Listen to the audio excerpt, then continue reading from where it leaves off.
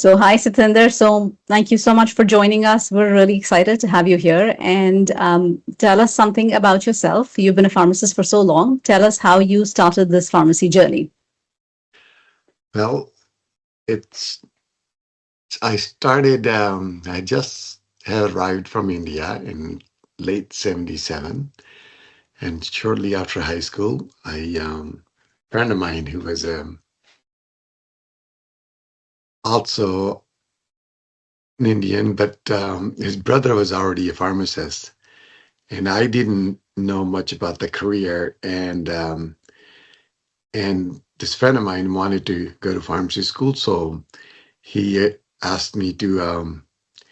Why don't I apply to the pharmacy school and we can go together? And so I didn't know much about the profession itself. So he encouraged me to put an application, and I did. And that's how I started um, my career. So I went to University of Pacific, which is not too far from where I lived. And it was an accelerated program. You can actually go directly into pharmacy school after clearing all the prerequisites. So it sounded, very enticing, and I was able to get in. So, it didn't require you to have a bachelor's degree first. So you saved 2 years. So I was able to, and that was kind of financial decisions too, made you eligible for a financial aid for 2 additional years. So I was able to get into pharmacy school and started my Pharm.D program and graduated 5 years later. Okay, so 5 years Pharm.D program at University of Pacific. So, which Yes, year did you finish? I finished. Well, finished high school here in the U.S. in 1980, so I finished in 1985. Okay, and what was your first job after your doctorate program? Okay, after so I worked for in an independent pharmacy, and their main business was the serving nursing homes. So I was hired as a consultant for the nursing homes. So my job was to visit nursing homes in the area where they had the contract, and I would review patient charts for you know, their drug regimens to ensure that there were no drug interaction, that they're being administered properly. If they were on the medications with the narrow therapeutic range, yeah, there was a blood work on file, and there were if any toxicities to alert doctors or make recommendations to change therapies, and also provide a monthly report to the nursing facilities, um, how compliant, if there were non-compliance issues they needed to fix, because as of federal requirements, they were required to have a consultant pharmacist on staff to advise them on um, anything related to, you know, drug regimens and prescription and so on. Okay, so this is the year 1990, am I correct? No, this is 1986. 1986. So Okay. shortly after I graduated, so it was Okay. 1986 is when I was doing this, and then Okay. yeah, so that was my first job. And did you have student loans at that time? Yes, I did. Uh, Graduated with you know, student loans. It wasn't. I was able to qualify for financial aid, so the student loans, it was significant, but it wasn't. It was manageable with this. Salaries that started. Obviously, salaries at those times were a lot lower than what is now. But relative to salaries, the loans was not significant, but it was still at the time. It seemed like you had to make an effort to pay. So give me a range. What was your student loan like? I mean, what was the range of your loan? It was at the time it was only 15,000, which seems very small in today's economy. but you got to remember at the time the salaries were in $35,000 or $36,000 a year. Yeah. So so you, Uh, it was quite a bit. So Sure, sure. No, I think 1986 loan of 15,000 USD sounds significant. So how long yeah, did it take for you to pay it off? I was able to actually. I was not a big spender, so I was able to actually pay off early. I paid off in, I don't know, 5, 6 years or something like Okay. that. Okay. So Okay. So you already mentioned first job and then at this nursing home, independent pharmacy and $35,000 USD approximately. So where did you go from there after that? then um I got married and we moved to Indiana. Okay. So I started a job there while my wife was going to graduate school, and so I worked in a retail pharmacy, a chain at that chain pharmacy at that time. It no longer exists. It was purchased by another chain that's still you know still exists. So I started as a community pharmacist in the chain setting in Indiana. And Okay. I actually, after getting California licensed in California, I also got a license in another state, which allowed, at the time, California didn't have a NAPLEX exam. They had their own exam. So if it, California would not reciprocate from other states, and the other states didn't reciprocate the California license. So if you wanted to practice in a different state in the U.S., you had to have had either take the exam in that state or take the exam in a state which would reciprocate with another state. So I um, also got licensed in Nevada, and so I was able to reciprocate from that license to practice in Indiana. So do you still have all those state licenses, Indiana, No, Nevada? I let it lapse. I didn't want to. Okay. I didn't think I would move out of California, so I Okay. moved back to California after being after my wife finished her graduate studies. We moved back to California because we had a young daughter, and the grandparents were in California, and the rest of the family, so we moved back. Okay. Makes sense. So which year did you move to California? We moved in 1992 back to Okay. California. So, Okay. um, and then I Uh, started with then I started my um, job with my current employer, Okay. Yeah. So long which is time another chain with, pharmacy. Yes, yeah, long time with this chain pharmacy that you have been at in yes. California. So tell us what it felt like in 1992 and what does it feel like today, 2026?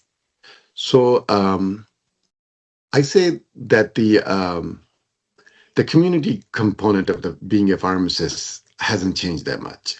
You still the the first healthcare that the community comes to when you're in the community setting or chain setting, and which is for many of them, that's where they come to trust you. They come daily basis, and they rely on you to um, you know answer their basic healthcare questions. And a lot of the time you're the first ones to recommend or recognize that they may have something serious to um, have them you know, be evaluated by a physician and get further testing or so on. So that part has not changed. That the relationship that you have with a um, consumer is the same. Um, Okay. but the things that have changed, like now the pharmacists administer immunization, which um, was not allowed at the time when I was first graduated, or when I first moved to California, even though you would think that California was pretty progressive in terms of um, you know pharmacy practice. And many that like testing, and now the standard of care that's recently was passed in California, and many other states have a standard of care model for pharmacists to practice. Um, is a whole new way pharmacists can now take care of their patients. They can things disease states that conditions that don't require diagnosis by the pharmacist, they can treat as well. They can prescribe OTC medications and so on. So it has changed quite a bit on the things that pharmacists are allowed to do, and obviously the the automation in the pharmacy has significantly improved since in those early part of my career. It was just coming out of like the practice of pharmacy where it was still, you know, it's transitioning from typewriters to computers. And today, you have a huge networks, as you have yourself, you know, been consultant in those. So it's come a long way. So did you back then do things on paper, send something out to the insurance company, and then the copays and things would get processed? Well, in some ways it was a lot simpler, but a lot of the other ways it was a lot more laborious. Like you had that old date stamp, which would you used to number the prescriptions. Then you would be typed either on the typewriter or on the computer. The label would come out, and then sometimes in the very old days, I never practiced in that way, but you would also, if it was coming out of the typewriter, you stamped the label on there, and then you typed it, and then you put it on the bottle. So there was a lot of like a manual process, and then the prescription had to be, each time you did a refill, you had to pull out the hard copy and fill it. And the prescription billing was not, it was not electronic. It was end of the day, it was like similar to credit cards. You literally typed out a slip with the triple copies and sent out a copy to insurance plans to be paid, and a lot of, there weren't any electronic adjudications, so you just had to rely on that the patient, when they presented you with a card or insurance plan, that they were covered. So it and people paid for the prescriptions cash quite a bit, more so than today, and they would be independent pharmacies had a charge card. Even the chains, they had the accounts where you would bill them end of the month their charges and so on. So it was a lot more like a manual process. Okay. Okay. So pharmacist at Walgreens, and then what was your next role? A managerial role within the pharmacy?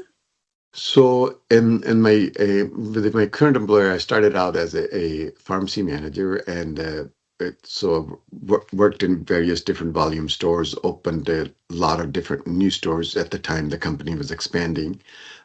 So then I was promoted to a district level position, overseeing multiple pharmacies.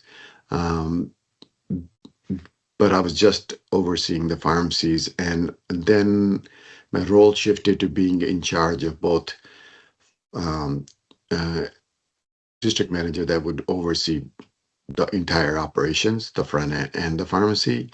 Then I shifted to a different geography. I oversaw stores in Hawaii and which is a different state, and then practice is slightly different, and also in San Francisco. It was a different role that it went back to being overseeing only the pharmacy and all the healthcare services, regulatory compliance, those kind of things in the pharmacy. Um, then I changed geography again, now back in the valley, and sort of like more similar to the role that I had initially. Again, overseeing multiple pharmacies and so on, where you just in charge of making sure the pharmacy operations. You're in charge of the, you know, you have direct, pharmacy managers as your direct reports, and then you have a make sure that the regulatory compliance, clinical executions, or education of pharmacists, all of those responsibilities falls on the So district how pharmacy many supervisor.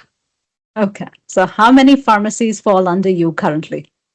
Currently, I oversee 25 pharmacies, and but depending on the role, it has changed. Like current role, oversee 25, but I'm completely in charge of all the pharmacy operation. And in the past, it was more of a role of more, supporting the district managers in pharmacy operations. And that time, I was overseeing the larger geography and with the more stores. So it's depending on the job, it varies. What do you do? So. Okay, so explain to the viewers, right? So I think for a community pharmacist or someone who's a pharmacy manager, the viewers understand really well what you do because they see you every time they come up to the pharmacy to pick up a prescription. They know that you're helping them with their drug interactions, their day-to-day consultations. They know you're billing their insurance. They know all of that. But what does a district level pharmacist supervisor really do in terms of managing all these pharmacies and all these managers? You said operations, but what all does it entail? Like, how does it make it so crazy busy? Okay, so the as a district farm supervisor, you're in charge of hiring, recruiting of Okay. pharmacists. Okay. You maintain relationship with the pharmacy schools. So um, which means that you interact with the students, you interview students for future as an intern pharmacist and future pharmacists as they graduate from the pharmacy schools. So hiring, coaching, training, mentoring, that's part of your job. And then you also, when you're visiting pharmacy, you're ensuring that the pharmacy operation in terms of customer service, implementation of the clinical programs such as immunizations, testing, are compliant. You do and control. You do compliance checks, making sure the controlled substance prescriptions are dispensed according to the guidelines that are set up with the CDC. You do. You answer any questions regarding operations, policy and procedures. You ensure that the policy and procedures are being followed. Um, uh, as a district pharmacy supervisor, you also ensure the accountability if performance of the pharmacy. Pharmacy managers directly report to you, and so you ensure that if there's any misconduct, so you're the one that to talk to them. So so basically overall, you know, you oversee the complete operation of the pharmacy. Okay. So I remember opening up a new pharmacy with you at a part in California. So things Mhm. like that, are they extremely stressful? The groundwork, the takeover, the accountancy, the compliance? So the opening and like if you're opening a new pharmacy with a larger employer such as I have, it's a lot of the work is done behind the scene by the support center.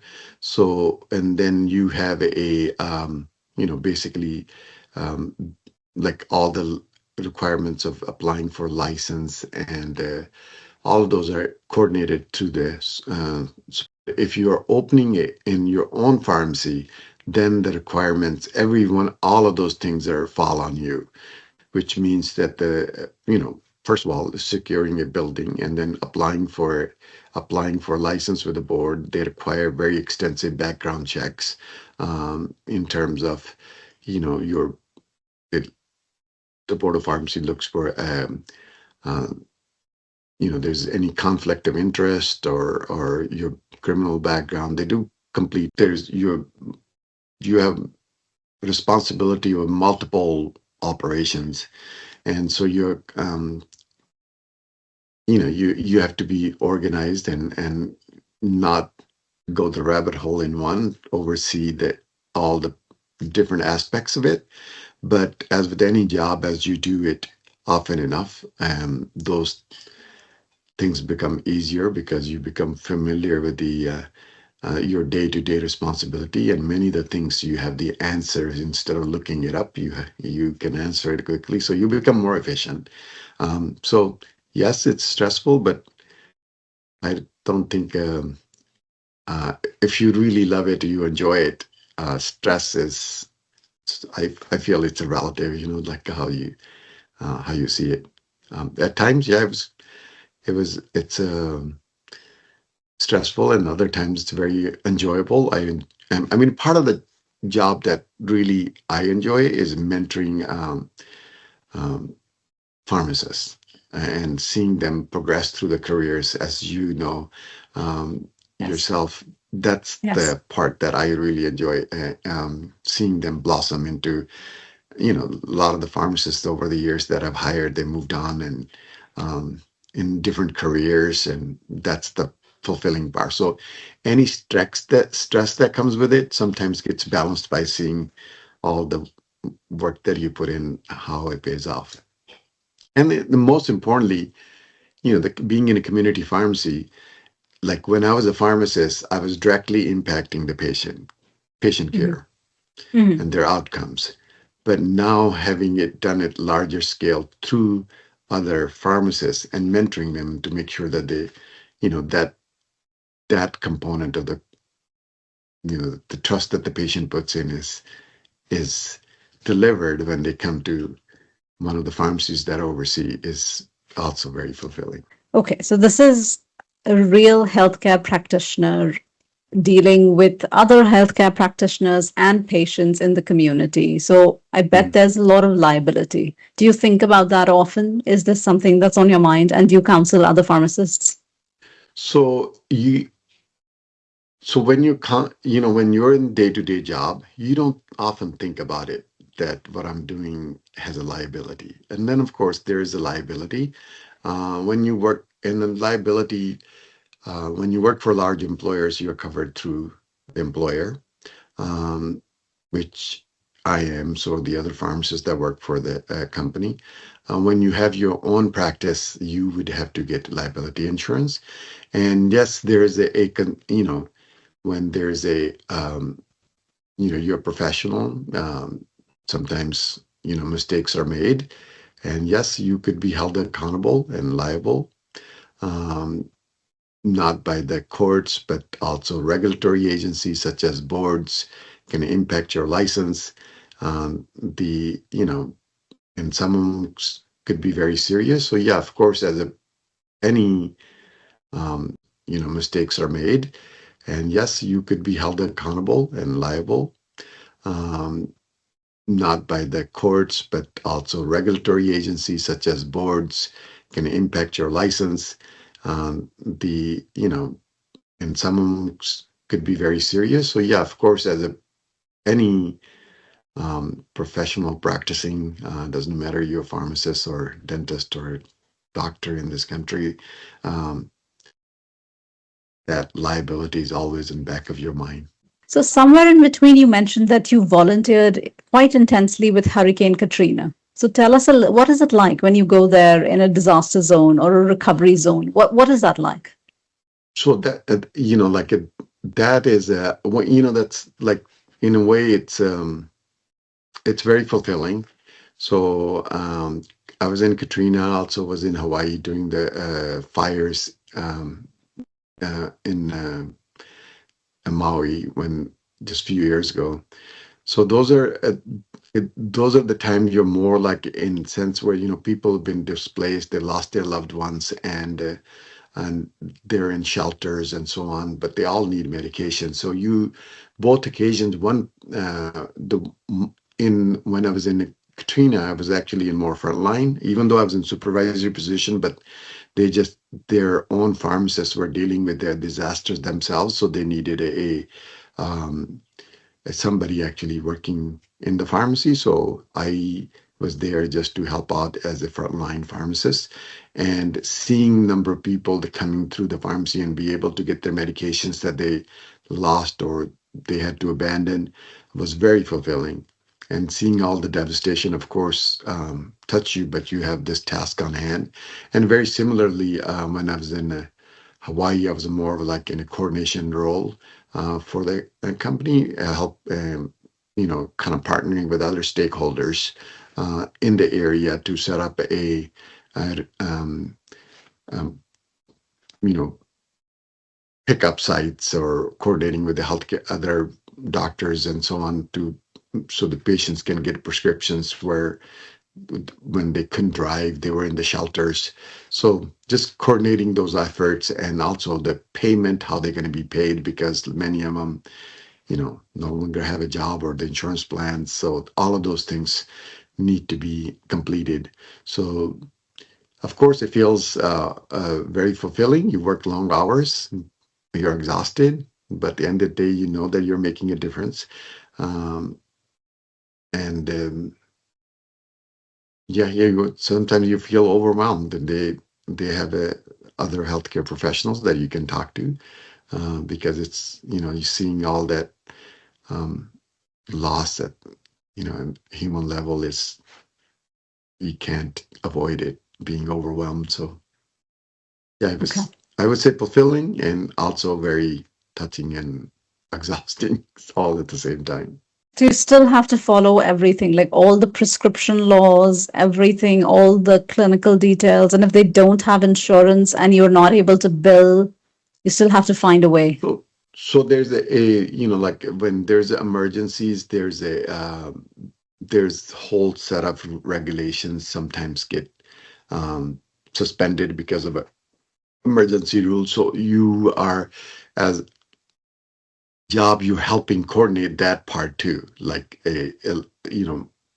to make sure that the emergencies regulations are implemented so to allow things that normally would not be allowed under normal regulations. Because for example, normally you need for somebody who doesn't have a blood pressure medication, you need a prescription from a doctor, but emergency basis you can suspend regulations where pharmacists are allowed to dispense those emergency refills. So those is just one example. So you're coordinating those, but yes, you still have to follow the rules, but you have to follow rules that may be different than that you'd follow day to day. So it it's definitely Okay. So the emergency code has to be followed. And okay, brilliantly yeah, and done. and you have to wait till those are actually implemented. You can't just automatically assume that's going to happen. But of course, you're responsible for patient. You have to, as a pharmacist, you have to also assess um, you know, is not giving their critical medication. If you're making professional judgment, sometimes you have under professional judgments. Most boards would allow that you were doing something to help the patient. Okay. All right. So we have lots of 20s and 30-year-olds youngsters watching. So tell them a little bit about the salary ranges in a large chain pharmacy setting, from a technician to a pharmacist to a manager to a supervisor role, and what it looks like for them. Help them figure this out. Well, like the salaries. I mean, I'm more like you. Let's see. So it could be, like anywhere from $120,000 a year, minimum salaries in various locations. It depends on where you're practicing. It could change. It could be in upwards of in the community or chain pharmacy. It could be an upward of um, 170,000 or $180,000 a year. Um, but there are other settings that could be even higher, or some settings it could be even lower. And then if you have your own business, independent pharmacy, that also could vary. It then not only you're making a basically profit as well. You can also lose too because you take on a higher risk. So yeah, so I think in salary wise, at least pharmacy as a profession in the U.S., I think it's a very comfortable salary for somebody to um, you know raise a family and so and have a lifestyle that's comfortable. Okay. And pay off those student loans because youngsters talk of students so much. Yes, it's a it's become really expensive, education, in general. But the pharmacy school, this is for depending on which school you go to, it could be 3 or 4 years. But the amount of the requirements that you have to meet the same. Doesn't matter. It's a 3-year program or 4-year program. The difference is that you may have summers off or may not have summers off.